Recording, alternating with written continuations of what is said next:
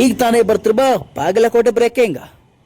ಜಮಖಂಡಿ ನಗರದಲ್ಲಿ ಅಕ್ರಮ ಮಾವ ಅಡ್ಡಗಳ ಮೇಲೆ ಭರ್ಜರಿ ಬೇಟೆ. ಗೌತಮಿ ನ್ಯೂಸ್ ಎಕ್ಸ್ಕ್ಲೂಸಿವ್ ಸುದ್ದಿ. ಹೌದು ವೀಕ್ಷಕರೇ, ಕರ್ನಾಟಕದಲ್ಲಿ ಹೆಸರುವಾಸಿಯಾಗಿರುವ ಜಮಖಂಡಿ ಈ ಮಾವ ಸಲುವಾಗಿ ಅದೆಷ್ಟೋ ಯುವಕರು ತಮ್ಮ ಜೀವನವನ್ನು ಹಾಳು ಮಾಡಿಕೊಂಡಿದ್ದಾರೆ.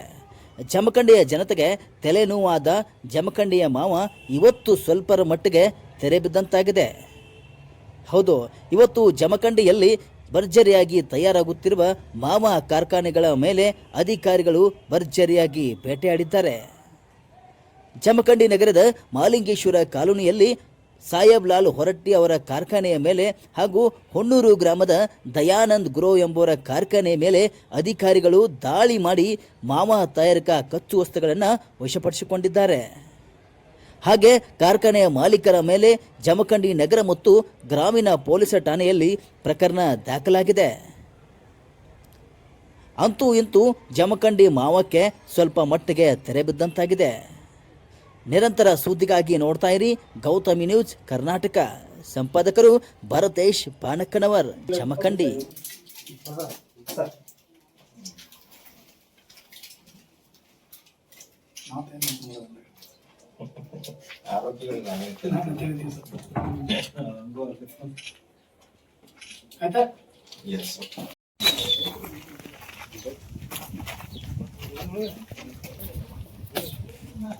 ಪಾಕೆಟ್ಸ್ ಒಂದು 40 ಪಾಕೆಟ್ಸ್ ಇಲ್ಲೇ ಇಟ್ಬಿಟ್ಟು ನಾವು ಇಲ್ಲೇ ಬಂದ್ ಮಾಡ್ತೀವಿ. ಸ್ಪಾಟ್ ಬಂದ್ ಮಾಡ್ಬೇಕು.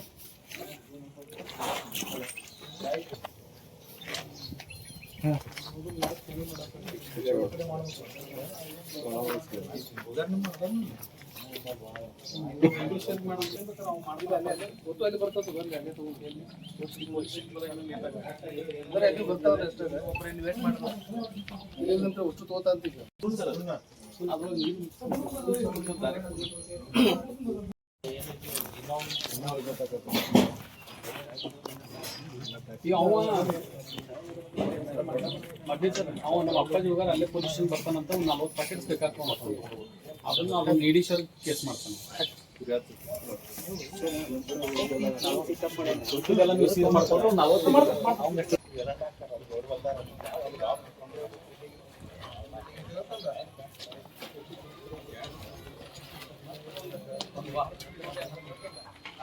ಪಾಯಿಂಟ್ಸ್ ವಾರಕ್ಕೊಂದು 2 ಅಷ್ಟೊಂದು ಎಲ್ಲ ಮುಗಿದು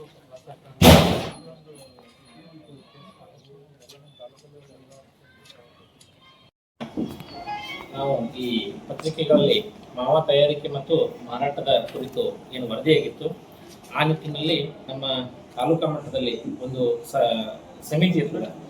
ಸಿಗರೆಟ್ ಮತ್ತು ಇತರ ತಂಬಾಕು ಉತ್ಪನ್ನಗಳ ಏನು ಮಾರಾಟ ಆಗ್ತದೆ ಅದನ್ನ ನಿಯಂತ್ರಣಕ್ಕೆ ತರಲಿಕ್ಕೆ ಒಂದು ಸಮಿತಿ ಇರ್ತದೆ. ಆ ಸಮಿತಿಯ ಒಂದು ಸಭೆಯನ್ನ ನಮ್ಮ ಕಚೇರಿಯಲ್ಲಿ ಮೊದಲನೇದಾಗಿ ನಮ್ಮ TH ಅವರು, CPI ಅವರು ಮತ್ತು ಇತರ ಸದಸ್ಯರೊಂದಿಗೆ ನಾವು ಸಮಿತಿಯ ಸಭೆಯನ್ನ ಮಾಡಿಕೊಂಡು ಎಲ್ಲೆಲ್ಲಿ ಈ ತರ ನಡೀತಾ ಇದೆ ಅಂತಕ್ಕಂತಹ ಒಂದು ಮಾಹಿತಿಯೊಂದಿಗೆ ನಾವು ಒಂದು 2 ಕಡೆಗಳಲ್ಲಿ ನಾವು ಮಾಡಿದ್ವಿ. ಒಂದು ಹುನ್ನೂರು ಇನ್ನೊಂದು ಮಾಲಿಂಗೇಶ್ವರ ಕಾಲೋನಿ,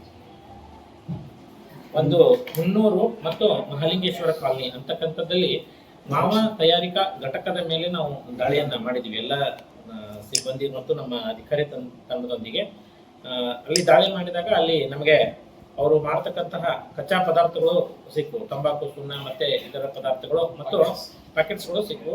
ಜೊತೆಗೆ ಅವರು ಮಾಡ್ತಕ್ಕಂತಹ ತಯಾರಿಕೆಗೆ ಉಪಯೋಗಿಸ್ತಕ್ಕಂತಹ ಮಷೀನ್ ಕೂಡ ಅಲ್ಲಿತ್ತು.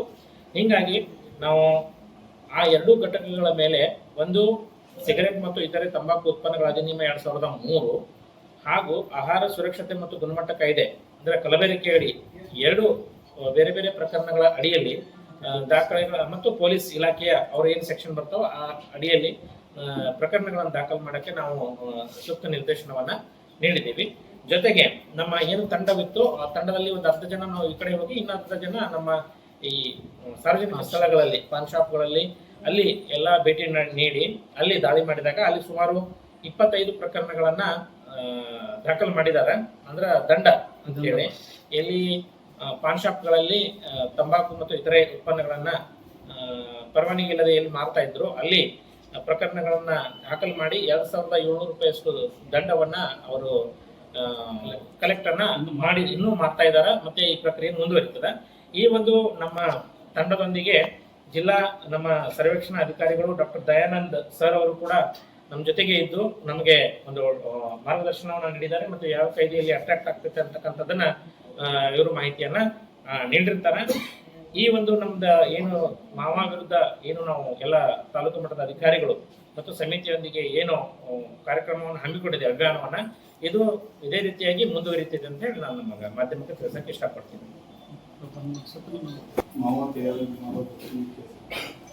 ಈಗ 2 ಘಟಕಗಳ ಮೇಲೆ ನಾವು ಮಾಡಿದ್ದೀವಿ. ಅಲ್ಲಿ ಪಂಚನಾಮೆ ಎಲ್ಲ ಮಾಡ್ತಿದ್ದಾರೆ ಪೊಲೀಸರು ಮತ್ತು ನಮ್ಮ ಆಹಾರ ಸುರಕ್ಷತಾ ಅಧಿಕಾರಿಗಳು.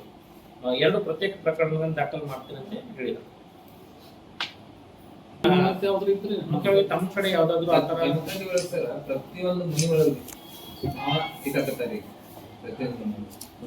ಅದ್ರ ಮೇಲೆ ಕ್ರಮ ತಗೋತೀವಿ. ಈಗ ಅದಕ್ಕೆ ಮುನ್ನುಡಿಯಾಗಿ ಇವತ್ತಿನ ದಿನ ನಾವು ಏನ್ ಪ್ಲಾನ್ ಮಾಡ್ಕೊಂಡಿದ್ದೀವಿ, ಇದು ನಾವು ಅಲ್ಲಿ ಭೇಟಿ ಕೊಡ್ತೀವಿ ಅನ್ನೋದು ಎಲ್ಲರಿಗೂ ಗೊತ್ತಾದ ತಕ್ಷಣ ಕೆಲವೊಂದಷ್ಟು ತಾವು ಇದ್ರಲ್ಲಿ ಎಲ್ಲ ಅಂಗಡಿಗಳನ್ನ ಮತ್ತೆ ಎಲ್ಲ ಮುಚ್ಕೊಂಡು ಹೋಗಿರ್ತಕ್ಕಂಥದ್ದು ಇದೆ. ಇದು ನಮ್ಮ ಸಭೆ ಮಾಡಿದ್ದು ಎಲ್ಲ ಪೇಪರ್ದಲ್ಲಿ ವರದಿಯಾಗಿದ್ದು ಈ ರೀತಿಯಾಗಿ ಗೊತ್ತಾದ್ಮೇಲೆ ನಾವು ಆಗಿದ್ದು ಅವರಿಗೆ ಒಂದು ಸ್ವಲ್ಪ ಮಾಹಿತಿ ಹೋಗಿದ್ದರಿಂದ ನಮಗೆ ಹೆಚ್ಚಿನ ಸಂಖ್ಯೆಯಲ್ಲಿ ಮಾಡೋಕ್ಕಾಗಿರ್ಲಿಲ್ಲ. ಬಟ್ ಇನ್ನು ಈ ಪ್ರಕ್ರಿಯೆ ಮುಂದುವರಿತೈತಿ. ಯಾವುದೇ ಮಾಹಿತಿ ಇಲ್ಲದೇನೆ ನಾವು ತಂಡದೊಂದಿಗೆ ನಾವು ಅವರಿಗೆ ಒಂದೊಂದು ಪ್ಲೇಸ್ಗಳನ್ನ ಹಾಕಿಕೊಟ್ಟಿದ್ದೀವಿ. ಅವರ ಮಾಹಿತಿ ಇಲ್ಲದೇನೆ ಹೋಗಿ ಅವ್ರಿಗೆ ಅಂತ ಪ್ರದೇಶಗಳಲ್ಲಿ ರೇಡ್ ಮಾಡ್ತಕ್ಕಂಥದ್ದನ್ನ ಮಾಡ್ತೀವಿ. ಆ ರೀತಿಯಾಗಿ ತಮಗೆ ಏನಾದರೂ ಮಾಹಿತಿಗಳಿದ್ದಲ್ಲಿ ತಮಗೆ ತಾವು ಪೊಲೀಸರು ಆಗಿರ್ಬೋದು ನಮ್ಮ ಇಲ್ಲಿ ಯಾವುದೇ ರೀತಿಯಾಗಿ ಮತ್ತಂದ್ರೆ ಈಗ ಪೊಲೀಸರು ಏನ್ ಮಾಡ್ತಾರೆ, 10 ಜನ 20 ಜನ ಏನೇನ್ ಮಾಡಕತ್ರ ನಡೀತಿದ್ರಿ. ಆದ್ರೆ ಪ್ರತಿಯೊಂದು ಮನೆಯೊಳಗೂ ಹಂಗ ಆಗತ್ತಂದ್ರೆ ಪೊಲೀಸರು ಪಾಪ ಏನ್ ಮಾಡಕ್ ಬರಂಗಿಲ್ಲ ಅಂತ ಪರಿಸ್ಥಿತಿ ಆಗೈತ್ರಿ. ಅದಕ್ಕೆ ನಿಮ್ಮ ಒಂದು ಸರ್ಕಾರದಿಂದ ಏನ್ ಕ್ರಮ ತಗೋತೀರಿ ಅಂತ ಈಗ ಅದಕ್ಕೆ ನಾವು ಸಭೆಯನ್ನ ಮಾಡಿದ್ದೇವೆ. ಇದಾದ ಮೇಲೆ ಎಲ್ಲೆಲ್ಲಿ ಆಯ್ತು ಏನಾಯ್ತು ಅನ್ನೋತಕ್ಕಂಥದ್ದು ಇದಾದ ನಂತರ ನಾವು CPI ಅವರು ಮತ್ತು DHO ಅವರು ಮತ್ತು ನಮ್ಮ ಜಿಲ್ಲಾ ಮಟ್ಟದ ಅಧಿಕಾರಿಗಳು ಎಲ್ಲರೂ ಕೂತು ಒಂದು ಪ್ಲಾನ್ ಅನ್ನ ಮಾಡ್ಕೊಳ್ತೀವಿ. ಒಟ್ಟಿನಲ್ಲಿ ಜಮಖಂಡಿಯಲ್ಲಿ ಇದೇನು ಈ ಪಿಡುಗಿದೆ ಇದನ್ನ ತೊಲಗಿಸ್ಲಿಕ್ಕೆ ನಾವು ಶತಾಯಗತಾಯ ಪ್ರಯತ್ನ ಮಾಡ್ತೀವಿ. ಅದರ ಜೊತೆಗೆ ತಮ್ಮ ಸಹಕಾರ ಕೂಡ ಇರಲಿ ಅಂತ ನನಗೆ ಬಯಸ್ತೇನೆ. ಜಮಖಂಡಿ ಮಾವ ಬೆಂಗಳೂರು ಹಿಡಿದು ಚೆನ್ನೈ ಹಿಡಿದು ಮುಂಬೈ ತನಕ ಈಗ ಈ ಪ್ರಕರಣವನ್ನ ದಾಖಲು ಮಾಡಿಕೊಂಡು ಅದನ್ನ ತನಿಖೆಯನ್ನ ಪ್ರಾರಂಭ ಮಾಡ್ತಾ ಇದ್ದಾರೆ. ಆ ತನಿಖೆಯಲ್ಲಿ ಏನಾಗ್ತಾ ಇದೆ, ಎಲ್ಲಿಂದ ಬಂತು, ಏನು ಸ್ಟಾಕ್ ಎಲ್ಲಿಂದ ಬಂತು, ಏನಾಯ್ತು ಅನ್ನೋದನ್ನ ನಮ್ಮ ಆರಕ್ಷಕ ಸಿಬ್ಬಂದಿಗಳು ಮತ್ತು ಅಧಿಕಾರಿಗಳು ಅದನ್ನ ಸಂಪೂರ್ಣವಾಗಿ ಅವರು ತನಿಖೆ ಮಾಡ್ತಾರೆ. ಈ ಪ್ರೈವೇಟ್ ಬಸ್ಗಳೇ KSRTC ಸ್ವಲ್ಪ ಗಮನ ಹರಿಸ್ಬೇಕು. ಯಾಕಂದ್ರೆ ಆ ಬಸ್ಸಿನ ಡ್ರೈವರ್ ಕೈ ಒಂದು ಬಾಕ್ಸ್ ಪ್ಯಾಕ್ ಮಾಡಿ ಕೊಡ್ತಾರೋ ಅಲ್ಲಿ ತಗೊಳ್ಳೋ ವ್ಯವಸ್ಥೆ ಬಹಳ ಐತಿ. ಪ್ರತಿ ದಿನ ಹೋಗ್ತೈತ್ರಿ ನಾವು. ಒಂದು ಚೀಲ ಸರ್, ಮಿನಿಮಮ್ ಅಂದ್ರೆ 5 ಲಕ್ಷ KSRTC ಹೋಗ್ತಾರೆ, ಎಲ್ಲಾ ಪ್ರೈವೇಟ್ ಟ್ರಾವೆಲ್ಸ್ ಹೋಗ್ತೈತಿ. ಇಂಪಾರ್ಟೆಂಟ್ ಇದೈತಿ. ಈಗ ನಾವು ಇಲ್ಲಿಂದಷ್ಟೇ ಟಾರ್ಗೆಟ್ ಮಾಡಿದ್ವಿ, ಇಲ್ಲಿಂದ ಬೇರೆ ಕಡೆ ಎಕ್ಸ್ಪೋರ್ಟ್ ಬಹಳ ಇರುತ್ತೆ. ಈಗ ತಾವು ಹೇಳಿದಂಗ ನಮ್ದು ಗಮನಕ್ಕೆ ಬಂದೈತಿ. ಈಗ KSRTC ಡಿಪೋ ಮ್ಯಾನೇಜರ್ ಕರಿತೀವಿ, ಅಲ್ಲಿ ಅವ್ರಿಗೂ ಡೈರೆಕ್ಷನ್ ಕೊಡಾಕ್ ಕರ್ತೀವಿ. ಹಂಗೇನಾದ್ರೂ ಅಸ್ತವ್ಯಸ್ತತೆ ಆಗಿದ್ದಲ್ಲಿ, ಅದು ನಿಜವಾಗಿ ಕಂಡು ಬಂದಿದ್ದಲ್ಲಿ ಯಾವ್ದಾದ್ರು ಡ್ರೈವರ್ ಆಗಿರ್ಬೋದು ಅಥವಾ ನಿರ್ವಾಹಕ ಆಗಿರ್ಬೋದು ಏನಾದ್ರು ಅದ್ರಲ್ಲಿ ಭಾಗಿಯಾಗಿದ್ದು ಅದ್ರ ಮೇಲೆ ನೇರವಾಗಿ ಆಕ್ಷನ್ ಮಾಡಕ್ ಮತ್ತೆ ಹಳ್ಳಿಯಾಗ ಬಾಳದಾರ ಸರ್. ಈಗ ಅದಕ್ಕಾಗಿ ನಾವು ಗ್ರಾಮ ಮಟ್ಟದಲ್ಲಿಯೂ ಕೂಡ ಒಂದು ಈಗ ನಮ್ಮ PSI ಅವ್ರವ್ರ ಮನ್ಯಾಗೆಲ್ಲ ಮಿಷನ್ ಈ ರೀತಿ ಅದಾರ ಸರ್. ಅದೇ ಈಗ PSI ಅವರು ಮತ್ತು ನಮ್ಮ ಎಲ್ಲ ಕಂದಾಯ ಸಿಬ್ಬಂದಿ ಆಗಿರ್ಬೋದು, ಆರೋಗ್ಯ ಸಿಬ್ಬಂದಿ ಆಗಿರ್ಬೋದು, ಎಲ್ಲ ಗ್ರಾಮ ಮಟ್ಟದಲ್ಲಿ ಎಲ್ಲರೂ ಕೂಡ ಕೆಲಸ ಮಾಡ್ತಾ ಇದೀವಿ. ಆಶಾ ಹಿಡ್ಕೊಂಡು ಎಲ್ಲರೂ ಕೆಲಸ ಮಾಡ್ತಾ ಇದ್ದೀವಿ. ಈಗ ಅಲ್ಲಿಯೂ ಕೂಡ ಏನಾದ್ರು ಇಂಥವು ಕಂಡು ಬಂದಲ್ಲಿ ಅವುಗಳನ್ನು ಕೂಡ ನಾವು ಗ್ರಾಮ ಮಟ್ಟದಲ್ಲಿ ಹೋಗಿ ಕೂಡ ಇದನ್ನ ನಿಯಂತ್ರಣ ಮಾಡ್ಲಿಕ್ಕೆ ನಾವು ಕೂಡ ಎಲ್ಲ ಪ್ರಯತ್ನವನ್ನ ಮಾಡ್ತೇವೆ.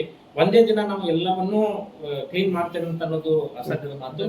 ಇದು ನಾವು ಪ್ರಾರಂಭ ಮಾಡಿದೀವಿ, ಇದು ಇದೇ ರೀತಿ ಮುಂದುವರಿತೈತಿ. ಅವ್ರು ಏನ್ ಮಾಡಕ್ ಬರಂಗಿಲ್ಲ.